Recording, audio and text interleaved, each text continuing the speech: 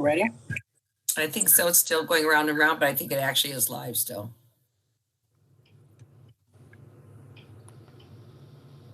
Yeah, I think you're good. I do. Okay, It says live. Okay. perfect. Good evening, everybody. Good evening, board, administrators, anybody else that's on the call observing this evening from the community. We want to welcome you tonight to the regular meeting of the South Utica-Lyndhurst Board of Education, today being Tuesday, March 16th, 2021. May we get a call to order, Mr. Hill? It is now 6:03. Mr. Bloomberg, Just for the record, Mr. Bloomberg is not present this evening. okay. Ms. Falkenberg, Hi, here. Mrs. Jones, Here. Ms. Lee, Here. Mrs. Ryan. Here. Thank you for that. We can go straight into the Pledge of Allegiance. To the flag of the United States of America and to the republic for which it stands, one nation, under God, Indivisible. liberty and justice for all. I think we can all take turns next time. All right, thank you for that. We can go right into the liaison reports. Ms. Falkenberg, do we have a report this evening? Yes, I have three. I'll make them brief. One is from the Wayne Trail Elementary School in Maumee, Ohio, which I don't know where it is, but northwest, I guess, from what I understand. One of the teachers is using something called LU, L-U, which maybe some of you are familiar with. I was not. But it is an interactive projector in the gymnasium for students to play and learn at the same time. So kids are using a program called Kahoot, which I know some of our teachers use, and the kids seem to love. But as they are doing this, I watched the video, they're actually able to like throw a ball at the screen or something to answer their question. So it gets them busy, active, particularly in the day of COVID and when the weather earlier wasn't that great. So it looked like a lot of fun. And the teacher said that this is the only school in the area of Northwest Ohio that has it. So he was saying the kids are really loving it. The second report is very disconcerting to me as a mother of two girls and a grandmother of two girls. It deals with the longest study to date of the effects of social media on teens, particularly teen girls. This was done at BYU by a professor, Sarah Coyne, C-O-Y-N-E, and she studied students from the age of 13 in 2009 through 2019. And she found that through the researchers that while social media use has little effect on boys and suicide, for girls, there was a tipping point. They use social media, those who use social media for at least 2 to 3 hours per day as at age 13. When they moved into young adulthood, their risk for suicide grew quite dramatically. And then this is her quote, which I thought was apropos. Research shows that girls and women in general are very relationally attuned and sensitive to interpersonal stressors, and social media is all about relationships. At 13, girls are just starting to be ready to handle the darker underbelly of social media, such as FOMO, fear of missing out, constant comparisons, and cyberbullying. A 13-year-old is probably not developmentally ready for 3 hours of social media a day. Amen to that. And then she leaves with 13 is not a bad age to begin social media, but it should start at a really low level and should be appropriately managed. So I thought that was very timely. And then the third is quite an extensive report, and I'm just going to give the bare bones. It's on College Board's future, and particularly in the SAT, in response to the SAT subjects tests and the SAT essay, which has been cut out for now, at least. Many people, because of COVID, have thought that these the SAT might be dropped altogether. And indeed, many colleges have stopped using it as a fundamental testing score for students who enter. And some may pick this up again, but many, according to somebody named Syverson, says lots of colleges didn't really even need to require the SAT, as they were already admitting everyone who was admissible, but they didn't want to eliminate it as a requirement because they felt it would devalue them. But the pandemic and the pervasive adoption of temporary test optional and test blind policies gave them permission to eliminate the requirement. So according to him, he said that many colleges probably will not reinstate the SAT, which I thought was rather interesting. And another quote that I liked to see, he said he found that colleges that are test optional generally get more applications and more diversity among those applicants and among students. So something to, there's a lot more information here, but I will not bore us with it, but I thought that was rather significant.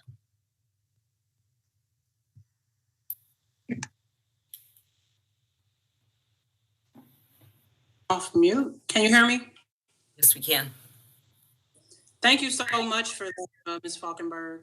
That is definitely something that they're dealing with, and I'm curious to see how we rebound back after that as well. Some of the things we thought was so important, we found out this year they can circumvent some things and make other accommodations, and that's very interesting. Mr. Bloomberg did not leave me with a legislative report. I'm sure I would not want to take his thunder. He can do that when he comes back because he loves that so much. We can go right into item 2.2. Superintendent's Report. Well, good evening, everybody. One of the things, Ms. Falkenberg, I wanted to mention is I don't know the name of what you were describing in your first report about the interactive technology for students. I'm happy to report that we have one on order for Greenview, and it will be installed in May. So thank you to Mr. Capo and company.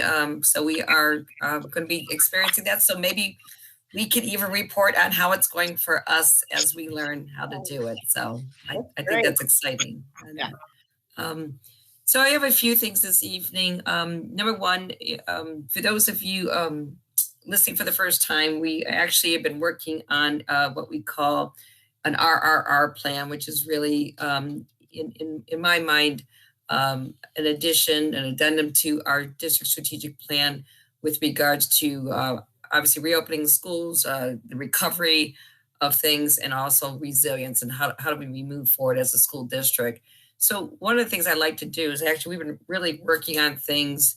The governor has stated that he'd like these plans submitted to the Ohio Department of Education on April 1st. And one of the things that we said was, these are such a mammoth undertaking that we want to do for multi-years. It's certainly what we submit on April 1st can definitely be growing, and it will. And I think that's one of the things that we want people to know, that this will be a living, breathing action plan, just like our strategic plan is. Plus, it will also be posted on the website after it's submitted to the state. So what I'd like to do with the board is I probably talked about it in January, but at our April board meeting, I'd like to present where we're at because we've done a lot of work since then. I have had the opportunity to talk with some PTA groups, obviously our teacher groups, and it's being well received in that sense, especially with some of the parents getting some excited about some of the things we have planned for the summertime, and Mr. Cable will talk about that. So I actually today, and I'm going to put my glasses on here, got started here, and now I got to make sure I can see. A letter went out today to families with regards to our fourth quarter. There is a fourth quarter declaration attached to that letter. It was quite a lengthy letter, probably longer than I usually do. I'm a one-pager, but I think there just was a lot of information that has happened since the beginning of the third quarter. So, and that's one thing I found out about this pandemic. You know, not just what I knew 8 months ago, even what experts. I don't know if you guys keep up with that. I listen to nightly news every night, and I read everything. I participate in bi-weekly meetings with the Cuyahoga County Board of Health, and even things that they have said maybe 6 months ago, we learn new things. And I think that's two good things. I mean, learning new stuff is good, but sometimes it's also frustrating because it just seems like things are a moving target. So it was a little bit longer. If the parents say it's really down towards the bottom of the page, the live link, don't fret, because I've asked my building principals to take that declaration and send it out again. And that, so it is due March 29th, and we will continue to give some reminders here. The other thing I thought was kind of interesting, I don't know if you've listened lately, even though we are so happy that we finished our vaccination, our second shot for those who wanted it on March 2nd. What they typically tell you, it usually around a 2-week period, that to be fully vaccinated. However, that's kind of typical with all vaccinations. So we're actually, I think tomorrow is like the 2-week point from where we did that. So I thought it was kind of interesting on Friday, March 19th, they are offering a vaccination to those who are 40 and over, and those who have cancer, chronic kidney disease, COPD, heart disease. And then on Friday, 3/26, those that for the Pfizer, who get the Pfizer, they're making it available for 16 years of age and older, and for the Moderna, 18 years of age and over. I've gotten that announcement. I've not gotten any details like I did for staffing of how we set that up, but I just thought that I would, let folks know that there's another round out there for people, and that it's, I'm sure the Cuyahoga County Board of Health, their website.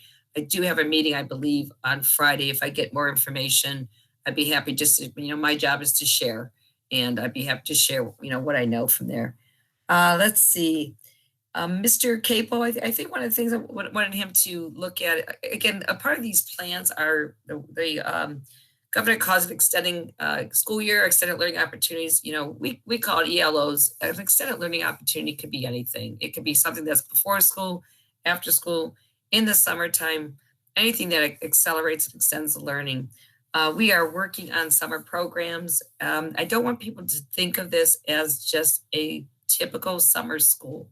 I think a lot of people think that that's just about remediation. Certainly there's going to be certain children and certain students that are going to need some type of reteaching, but there's also things that what I challenge my folks to do is also what about how do we accelerate learning, and also how do we actually even challenge students who are already been at grade level and really continue to challenge, enrich their learning more. And the most important thing I think for our children, and maybe our adults too, how do we do this having fun?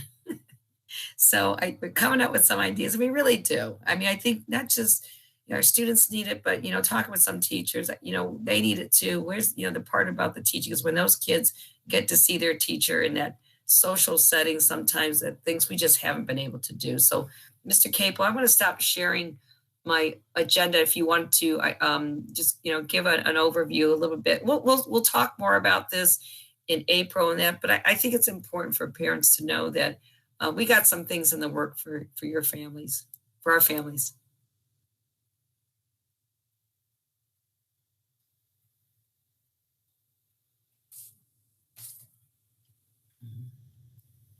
It's on mute, Mr. Capel. There we go.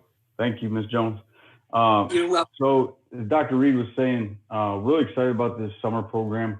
Actually worked perfect timing with the board meeting. Just presented this to the DLT, which is our district leadership team, prior to this meeting at 4:30, and also had a chance to roll it out to some of our executive teachers last night, and also been in collaboration with the principals throughout this process. So what I'm going to show you here is the flyer that was created.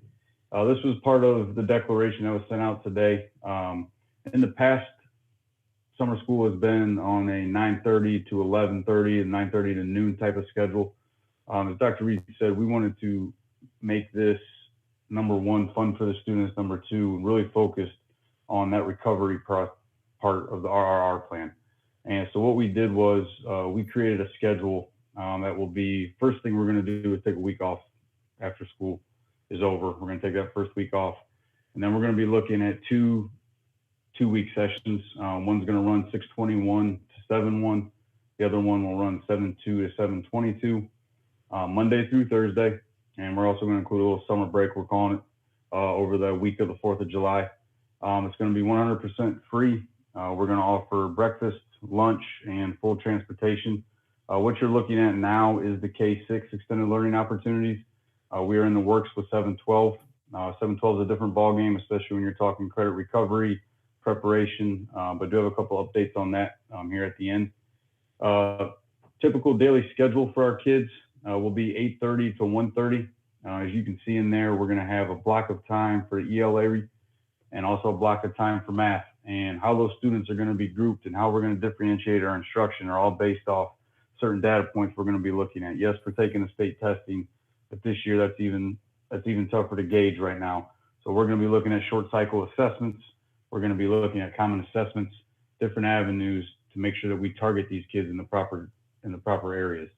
Also, we're going to include the boom, my teammate, Miss Thompson, and Miss Bussey and their department. I had a great meeting with them about a month ago. We want to include incentives. As you guys all know, Miss Thompson has unbelievable partnerships going on. We're going to include a lot of those, and we're going to really try and not only hit the academic piece, but also hit that social emotional piece throughout the summer. And then afterwards, if the kids want to, again, it's going to be free. We're going to offer 2 sets of camps going on.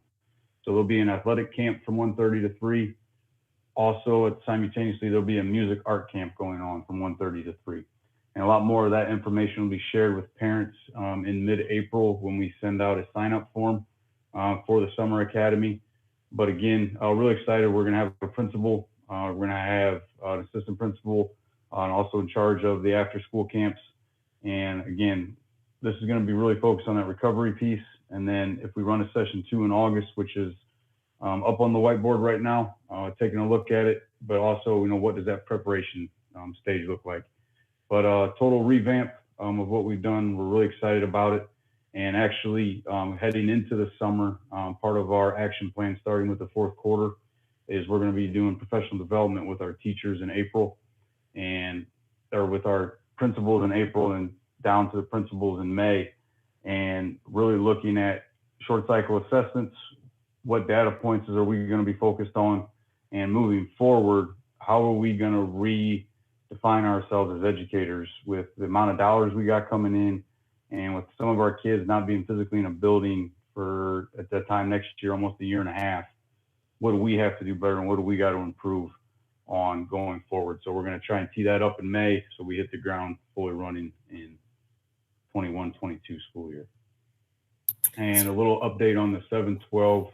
Ms. Williamson just shared with the DLT, and I'm sure Ms. Thompson knows even more about this than I do, but they're going to be offering AP camps, enrichment camps for our kids. More information on that's going to be coming. Got a lot of different items planned, and then also we're going to be looking at credit recovery sessions, and also Ms. Thompson's Bridge Academy from that 8th grade to 9th grade, because we're all parents here. Some of you have high school kids or had high school kids in the district. Going from a 7th grader who was done in March to being a freshman at Brush High School is going to be an experience for kids, and we want it to be a positive one. So I'm glad. I'm glad you mentioned that because stay tuned because there's a lot of different things that we're developing. I mean, if you, I just have to give a shout out to the administrative team. I mean, we're actually taking care of fourth quarter. We're working on summer. We're already thinking about next year. We're offering a lot more opportunities. I think this has been a good challenge. As you said, like transitional grades are tough enough. But think about, again, shutting down last spring for those seventh graders who are now been eighth graders all year, some who have been in remote instruction, which was the best for their family and now go transition into high school. So we're going to be offering some extended opportunities. And I don't think this is I know this should not be a one-shot deal. These are summer programs that I think would benefit. Maybe we won't have the volume in the future, but I think there always should be there. That we have. I think what I'd like to do is also talk with our parents. We really have to encourage our parents to help their children be excited about coming to these summer programs. I'm hoping that they're excited because they haven't seen some of their classmates for a while and different things like that. So stay tuned. We'll actually be sharing more, both probably in April and May, because we're developing these, as we go here. So I don't know if you, I do want to mention one more thing. I know the name of the interactive thing. It is the Lou Interactive Playground. So I'm excited to look at that too, Ms. Falkenberg. So that concludes my report, but I don't know if anybody has any questions for me or Mr. Capo or anybody or comments. No, thank you both for that presentation. And it just kind of warms my heart as I think about the conversations we had when this pandemic first started. And as it matriculated on about what does it look like to educate students differently. I mean, we know the barriers that we're facing. We know the hiccups that we are going through now, and we know they're just going to matriculate and get bigger. But it's really warming to know that we are thinking outside of the box. And granted, it's directives that are coming from the top down, but from the bottom up, they want to be able to help the kids succeed and give them the resources that they need to try to put them back on track as quick as possible. So I thank everybody in the totality of the brainstorming. Thank you. That concludes my report this evening. Thank you. All right. It's my understanding, Mr. Hill, we do not have any public comment. Correct. All right. So that takes care of 2.3 for now. Go right into 3.1, the minutes. The minutes of the not March 16th. The regular meeting minutes of February 16th, 2021 will be approved as recorded or corrected. Furthermore, the reading of these minutes will be waived. Can we get a motion to approve item 3.1? So moved. Second. Ms. Lee, was that Ms. Falkenberg? Yes. All right. Any questions or comments? May we get a roll call? Ms. Lee, Aye. Ms. Falkenberg, Aye. Mrs. Jones, Aye. Mrs. Ryan. Aye. Item 4.1, going into the item 4, Treasurer's Report, going into 4.1, Financial Reports, Mr. Hill. Before I get into my reports, I did want to give a quick update on the TAN. We did it this past Tuesday was the deadline to have banks submit for us to get better pricing, get a better interest rate on our tax anticipation notes. That comes directly out of the PI. This has helped to fund some of our projects. More importantly, in the future, it will be a part of the PI, will be a part of funding the air conditioning in the schools. It came out better than expected. We actually had 2 bids that came in identical and then rebid it to those 2 banks, and they got very competitive with each other, which ended up working out great for us. So in the first year, we're looking at a savings of $717,000, and then an additional $5,000 to $10,000 in savings for the final 9 years of it. And it also, with us extending it that additional year. So when we did it, the max you can do is 10 years. We already had paid down a year. We extended it out that 10th year in order to get us that additional chunk of cash so we can look at doing the air conditioner sooner, and doing more, hopefully. That additional year netted us an additional $585,000 above and beyond the savings as well. So it turned out much better than expected. I'm very happy, especially, I'll be honest, I started getting a little nervous with the market taking a turn over the last couple of weeks. But I think it couldn't have worked out better with the banks having to compete for us. So, so then item 4.1 is our month-end February reports. Item 4.2 is our bank reconciliation for the month end of February. Item 4.3 is our investment earnings for the month end of February. Item 4.4, we do have one donation for approval. Item 4.5, this is our annual tax rates that we submit to the county auditor, that bringing that for approval. And then item 4.6, recommend for approval items 4.1 through 4.5. May we get a motion to approve items 4.1 through 4.5? So moved. I'll Oh, second. Sorry, Steph. That's okay. What do we got? Ms. Lee and Ms. Ryan?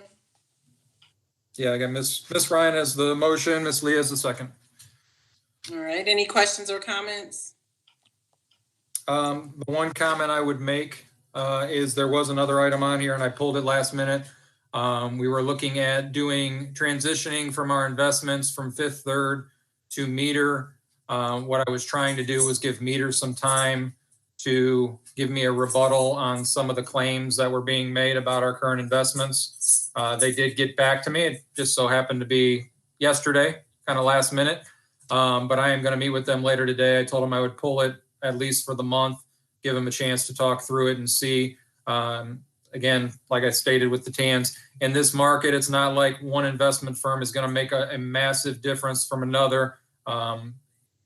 It's more about the thing that kind of pulled me in the other direction was the compliance piece. I'm always looking to either find a better process while also staying more vigilant and more compliant. So stay tuned for that. It'll either be on next month or I'll just pull it together and we'll stay with Fifth Third.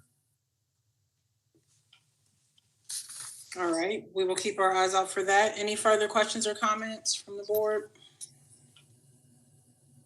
Hearing none, may we get a roll call? Mrs. Ryan, Aye.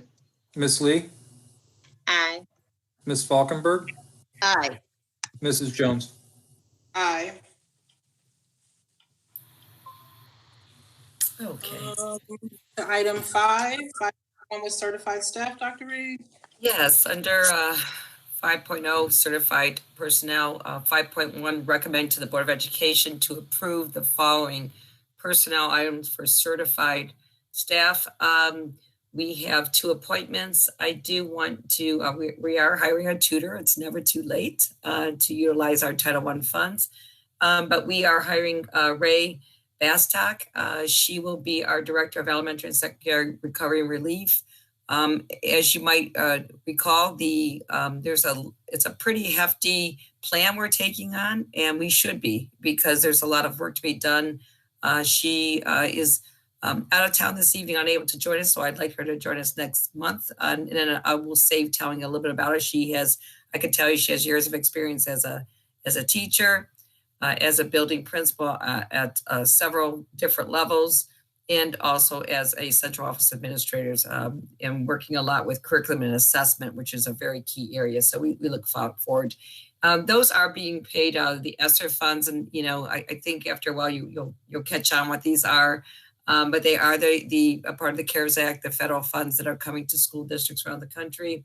And it's the Elementary and Secondary School Emergency Relief Fund. So again, these are non-general fund dollars utilized to fund this position. And you're going to see several other positions that will actually support it on all different levels we're looking at, not just on the leadership administrative. When we talk about our ELO teachers in the summertime. We talk about, other things that we might run even during the school year next year that might cause us to have more support for instruction. These funds can help us to do that. So you'll be seeing more of that to come. And I think we just have an amended paid leave of absence, and that is all for 5.1. May we get a motion to approve item 5.1? I'm so moved. Second. Ms. Lee and Ms. Ryan. Any questions or comments? I do. Just real quick, Ms. Bestop, was she previously the director of diversity and inclusion at another district, Linda? Is that the same? Yes, lady? that would be correct. Oh, that's really awesome. Welcome aboard. I have heard about her and I actually read about her. So that actually, welcome. Yeah, we're an exciting place to come to. Right. Yeah, regarding her position, and I apologize if we've already discussed this at the last meeting and I forgot, what are her main? Sure, I will send you, there isn't a job description, so Ms. Falkenberg, I could certainly follow up and send that to you, and there'll be a lot more descriptive, but really looking at the teaching and learning piece, kind of something similar to, I don't want to say similar because I think this is new, really looking at curriculum instruction, if I can align it with something that we do now. So she would be working in the, obviously for me directly, but really working with Mr. Capo, with the building principals, with the teacher leadership, and really it's going to be looking at developing anything from instruction to assessment to professional development. I would say the most familiar you might be with is kind of like a director of curriculum instruction. However, the focus is really going to be on our recovery phase of our RRR plan. And again, there is a job description. Be happy to share that with you. Okay, thanks. So it will be mainly for this next school year. Actually, it's going to be a multiple years because our plan is going to be at least 3 years. And really the funding that we have coming from the state, or I shouldn't say state, the federal funds, is a multi-funded, I would say program, but it's multi-year, I should say, funding. Dude, we couldn't possibly get it all done in the year.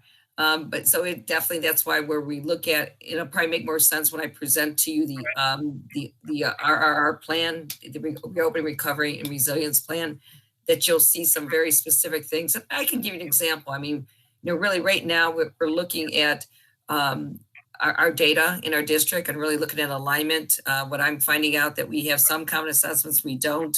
So she'd be doing things like that with working with teacher leadership and building principal and really doing an assessment audit, then obviously offering PD, kind of things that I've done in a former position when I was a director of curriculum instruction, but a real focus on also recovery learning and acceleration.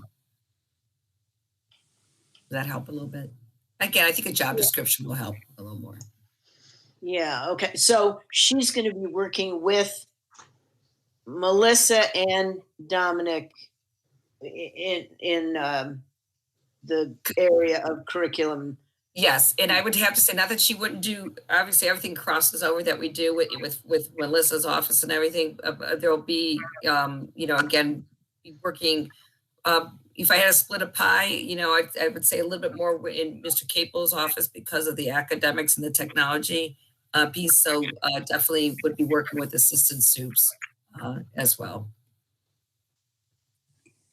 Okay. I will say, Dr. Reed, I was looking through a couple other school districts these last couple of weeks, just because I was kind of intrigued to see what are the plans districts are putting in place to start recovering from the lapse of the kids being in the building.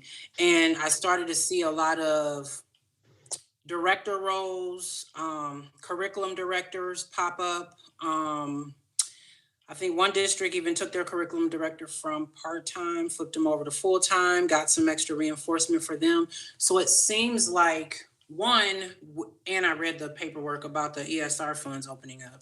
So it's almost kind of simultaneously, this vaccine is coming out, the distance is minimizing, and people are starting to get back into movement and getting kids back in school. So they are trying to figure out and stay ahead of the game of how to tackle this backlog of educational stall, so to speak, that the kids are experiencing. So I was very excited to see that Ms. Bastock pop up on that list with your superintendents. It seems like everybody's doing it, and what it brought me in the mind frame of is, if we didn't have this, it would be almost like Dr. Motley being stretched all the way thin, trying to come to grips with what is elementary, secondary, middle school, and high school kids look like as they're trying to recover. If that's Yeah, absolutely. And listen, I mean, again, you know, I this will be post, but just to give it an example, you're really talking about, first of all, this is a deep dive. We've never experienced a pandemic before. And I think that's the piece where one of the things you look at, you conduct a landscape analysis to determine what learning loss has occurred and what are the greatest challenges faced by teachers and principals. This will also include analysis to determine how many students and which students in each grade level are below reading and different things. So, I mean, that is a huge thing. You know, typically we kind of know where we're at.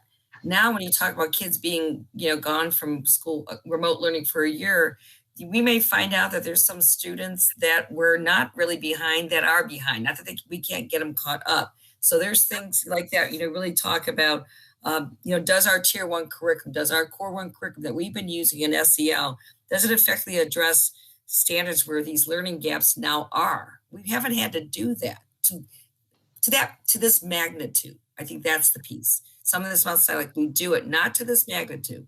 And I think, you know, those are just, again, I'm giving a few examples when you're talking about assessments. I mean, we're going to have to look at our assessments to address learning loss, decisions about instructional priorities and planning, setting benchmarks, criteria for intervention, which path are they going, or which enrichment.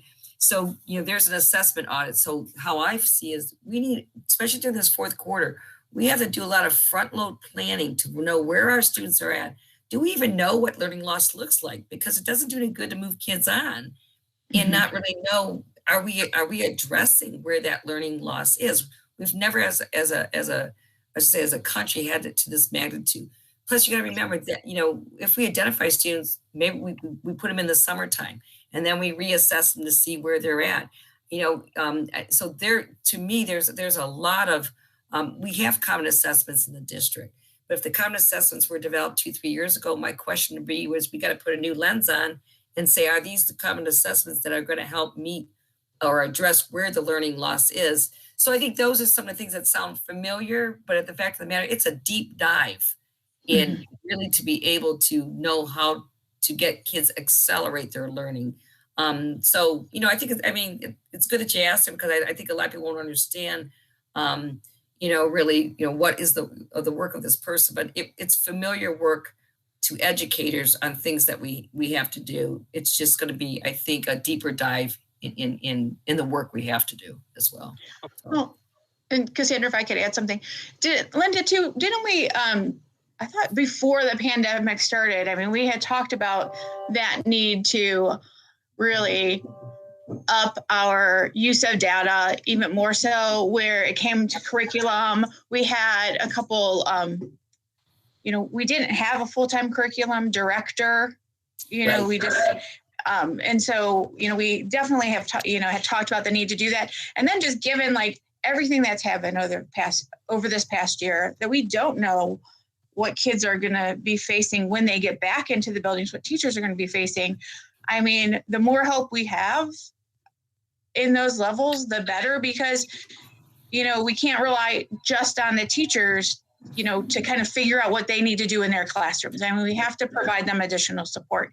And, you know, our recovery plan is pretty extensive. I mean, those initial things that we've laid out, and I mean, you know, we talked about last time, like kudos to you all, you know, and the fact that we're taking advantage of funding that's available to us to do things that really need to be done. So I mean, Well, I think that's one of the things that even when I presented to teacher leaders and everything, I had this, I said, look, it's a lot, huh? And they said, yeah, it's a lot. And I said, this is not on your backs.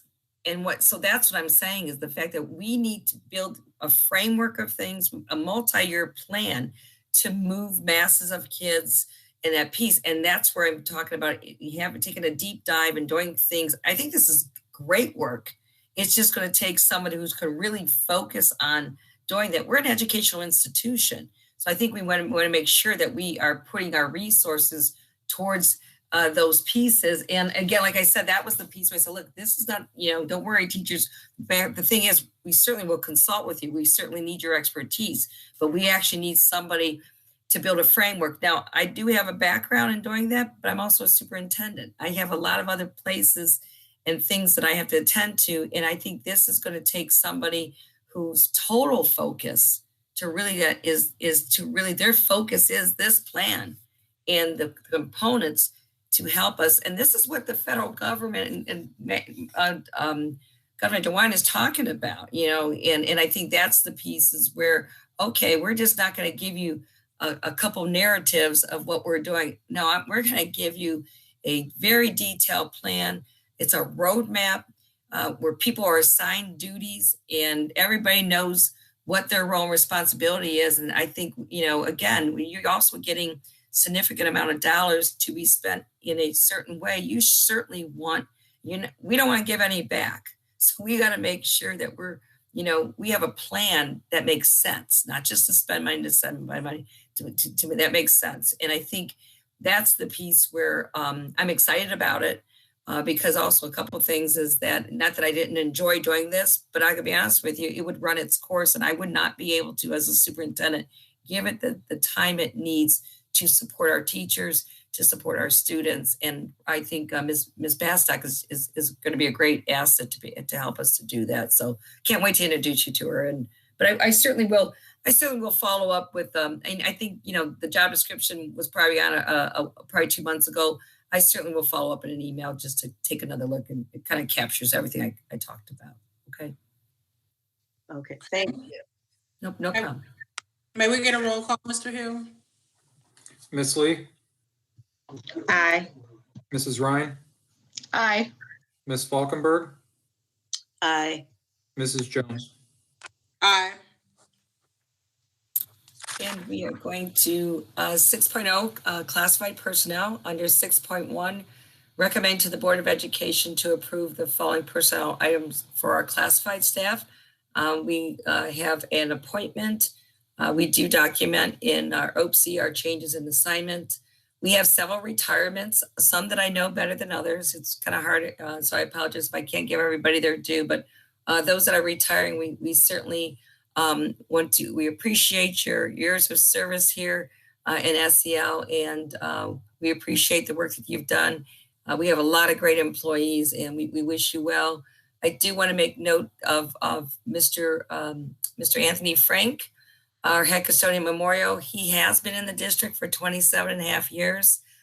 He is retiring. It's bittersweet, but I know him and we've had conversation. He's got grandchildren too, and he's really looking forward to that and spending some time with his family. And I don't know if you know anything about Mr. Frank, but man, he take pride in that building.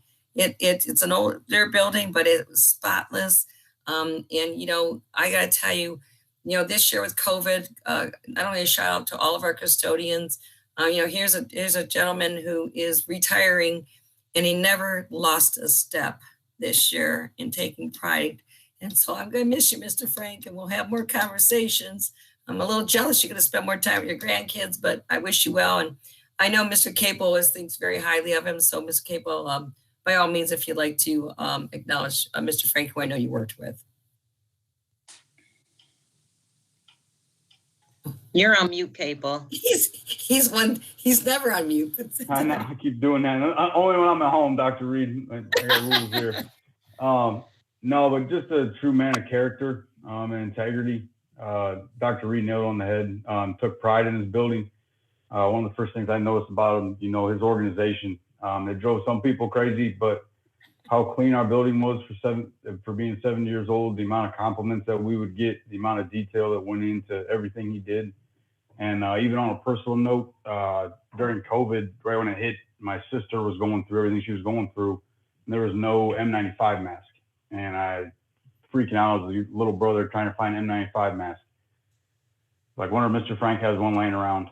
He didn't, and then all of a sudden, 2 hours later, I get a knock on my front door, and it's Mr. Frank holding up 2 N95 masks, drove them straight to my house. So just when you talk about integrity and decency and somebody that, you know, I hope all of our workers look up to. So just an unbelievable person. So.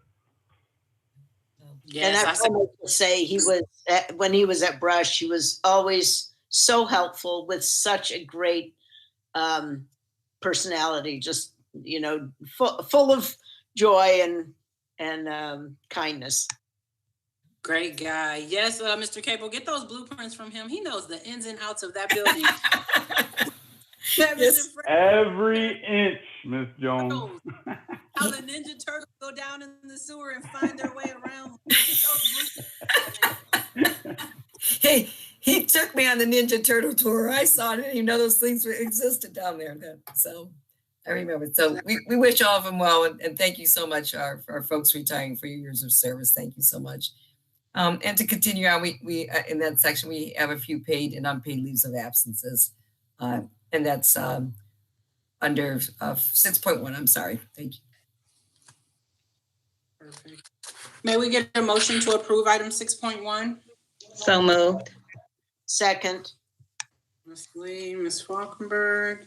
Any further questions or comments? Thank you, Mr. Frank. He was one of my favorites. Cassandra literally was just like, your boy Frank. So I have to say thank you in the event that he is listening. Thank you, Anthony Franks, for making my family literally your family and looking out for my kids and looking out for my parents, anyone. So he does a great job. So I appreciate you tremendously. Best of luck to you. May we get a roll call, Mr. Hill? Ms. Lee, Hi. Ms. Falkenberg, Aye. Mrs. Jones, Aye. Mrs. Ryan.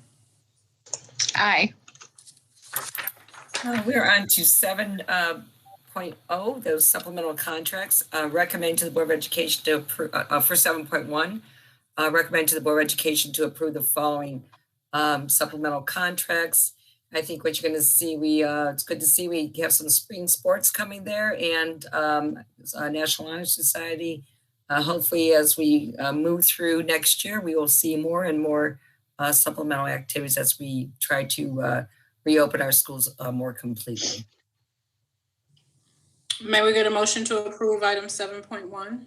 So moved. Second. Any questions or comments? Hearing none, may we get a roll call? Ms. Falkenberg, Aye. Mrs. Ryan, Aye. Mrs. Jones, Aye. Ms. Lee. Aye. We are on 8.0 business items. The first one there, 8.1, is recommend to the board to consider. We do a payment in lieu. It is 5 additional students. Usually in the fall, we have a much larger list. So these are students that it's almost impractical to be able to transport. So there is payment in lieu of service. 8.2, this will be our service agreement we usually do with the Educational Service Center of Northeast Ohio. They're a great support for Northeast Ohio schools. This is something we usually do every 2 years, so that's on this evening. Then Life Touch, we utilized Life Touch several years back. I think we're, again, this is, I think on a limited basis, not everybody's using it, but I think the high school is using Life Touch, so this is a service agreement. And then 8.4, recommending the aforementioned business items, 8.3, 8.1, 8.3, as recommended. May we get a motion to approve items 8.1 through 8.3? So moved. Yep. Second.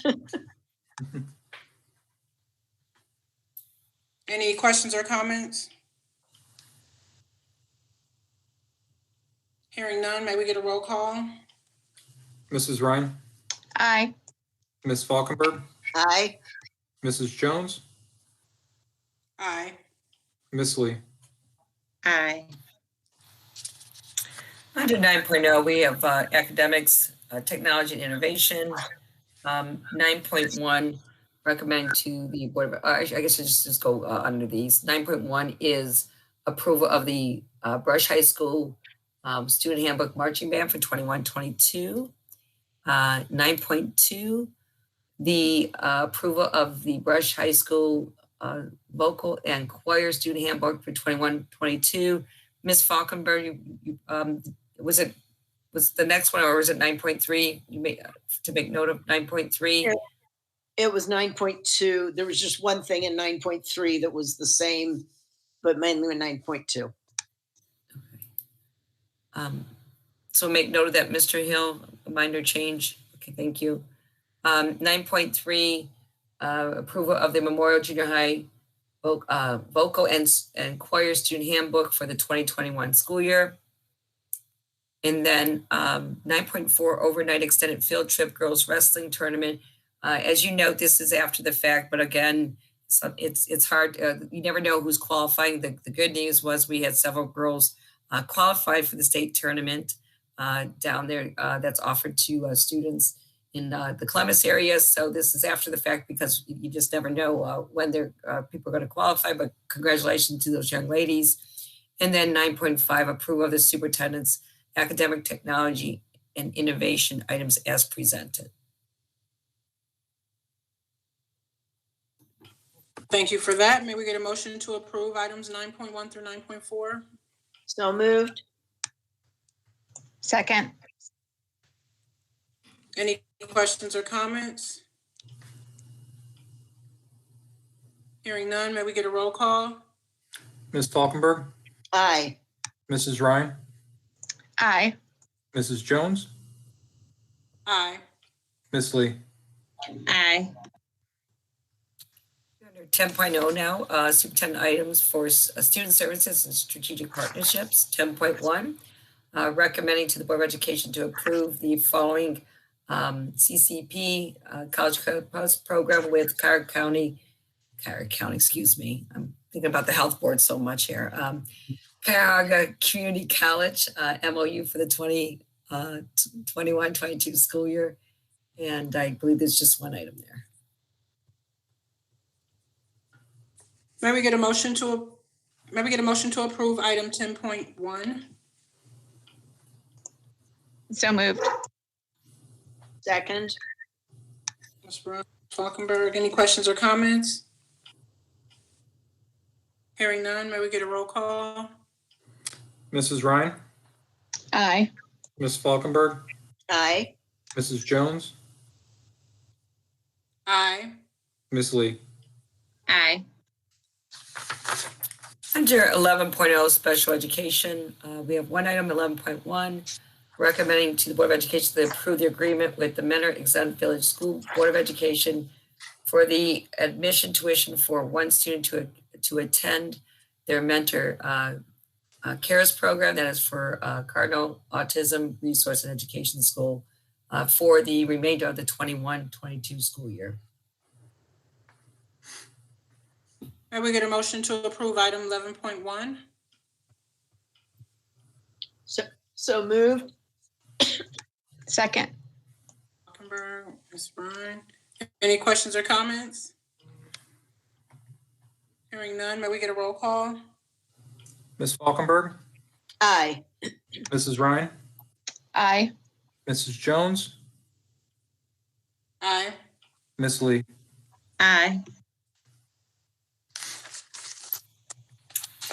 Item 12, Board of Education. Do we have any information that the board wants to release? I just want to take the time to thank our staff for parent-teacher conferences last week and this week as well.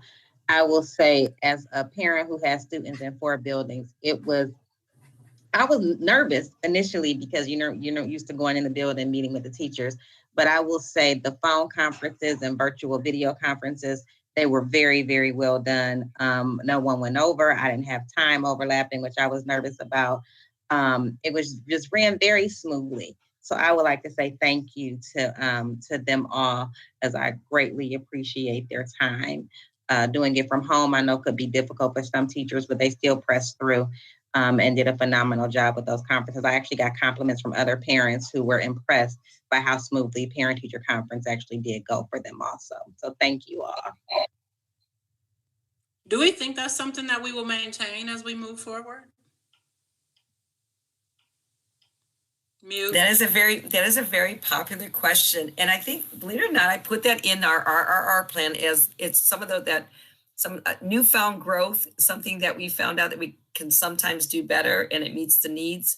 So I certainly think that is definitely something that needs to be kept as in consideration, because it has seemed to being given positive response. What Ms. Lee has expressed is what other parents have expressed to me. We certainly can do a survey on that, but it seems to be a very promising format for engagement.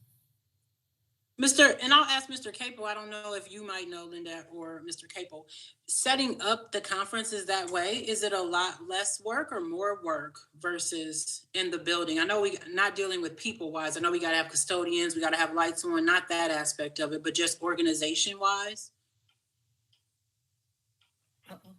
Yeah, actually, the teachers kind of the same feedback that we received from the parents. Liked it for the time frame wise, and our attendance is through the roof, to be honest with you, compared to looking at previous years, especially in the secondary level. So yeah, the feedback from the teachers is pretty much the same as what Ms. Harris and Ms. Lee just said. Still getting used to that. It can always be Harris for you, Capel. Do you know offhand if the process of orchestrating it is less work task oriented than in person? No, actually, it's the same process we used at Memorial when I got there.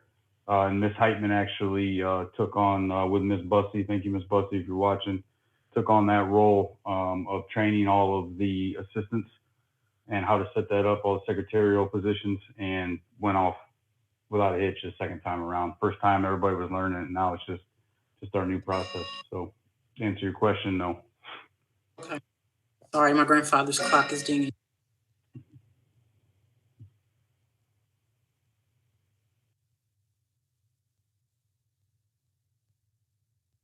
You got 30 seconds.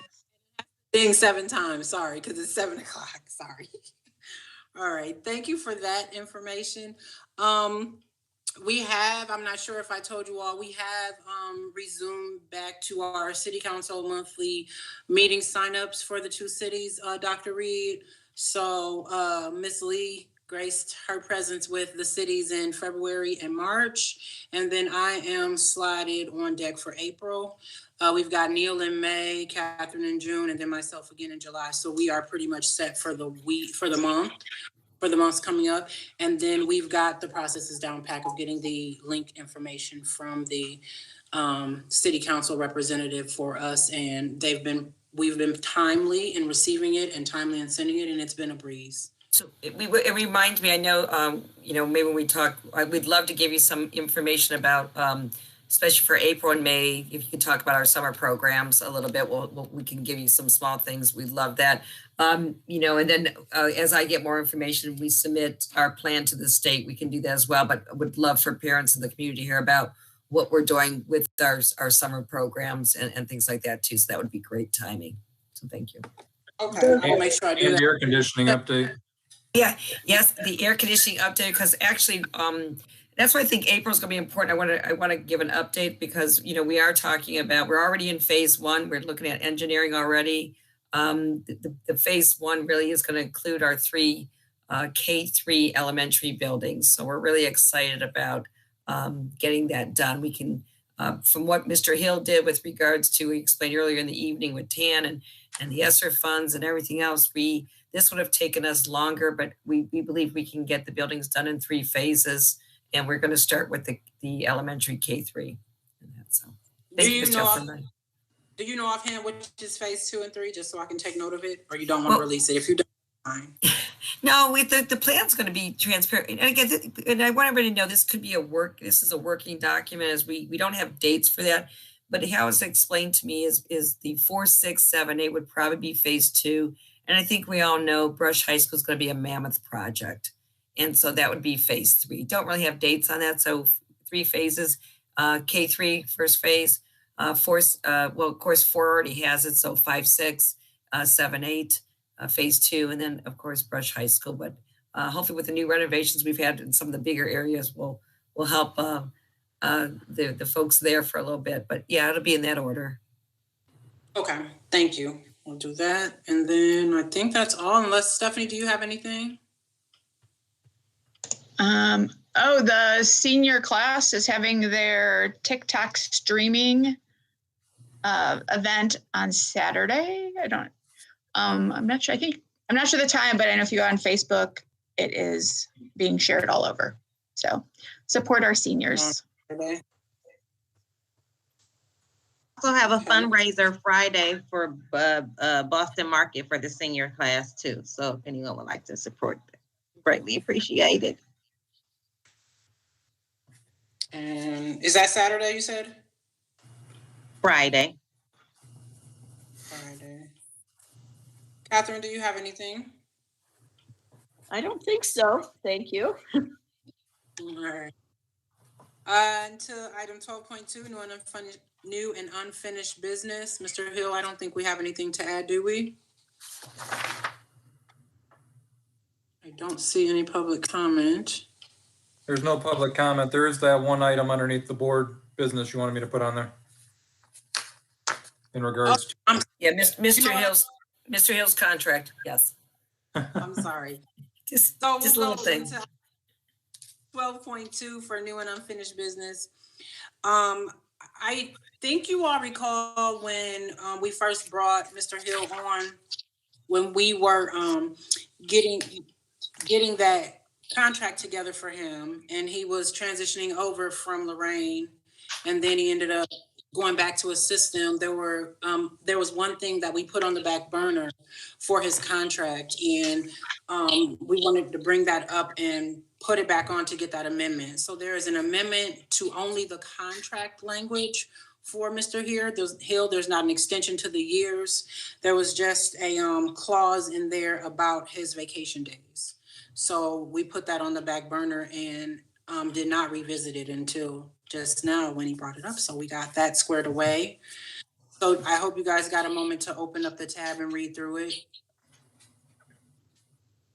So may we get a motion to approve item 12.2, the amendment? So moved. Second. Ms. Lee and Ms. Ryan, any questions or comments? Thank you, Josh, for your patience. I appreciate it. Oh, of course. Yeah, I'm sorry we forgot about it. I didn't want to say that out loud, Steph. I didn't want to say we just forgot. Well, I was present at the time, Erin, so I'll take it. Shame on me. I'm sorry, but I forgot about a lot this past year. I probably would have forgot about my kids. So. It's not like we didn't have anything going on, so. All right. Hearing that, maybe we get a roll call. Ms. Lee? Aye. Mrs. Ryan? Aye. Ms. Falkenberg? Aye.